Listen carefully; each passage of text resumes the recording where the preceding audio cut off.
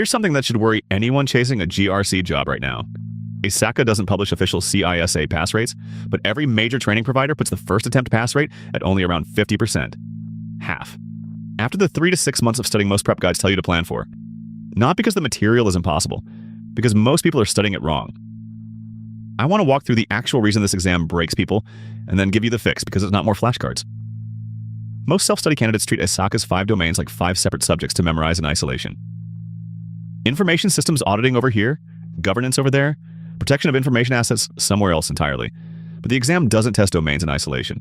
It tests whether you can think like an auditor moving through a single engagement, where governance gaps create audit findings, which drive risk decisions, which get protected by controls you're also being tested on. Miss that connective tissue and you can know every definition in the manual, and still pick the wrong answer, because ISACA's questions are built to reward the best answer among 4 plausible ones, not the technically correct one in a vacuum.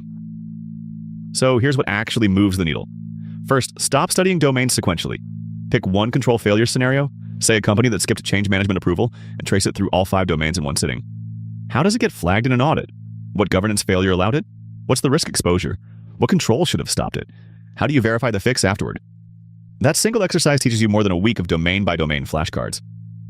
Second, timebox your practice questions from week 1, not the final week. ISACA gives you 4 hours for 150 questions. That's about 1.5 minutes each, and burnout on question 120 is what actually fails people, not lack of knowledge. Third, and this is the one nobody tells you, read every wrong answer explanation, not just the right one. The wrong options are usually wrong for a specific auditor's logic reason, and that reasoning is the actual skill ISACA is testing. If you're studying for CISA right now, drop where you are in the comments. I read every one of them.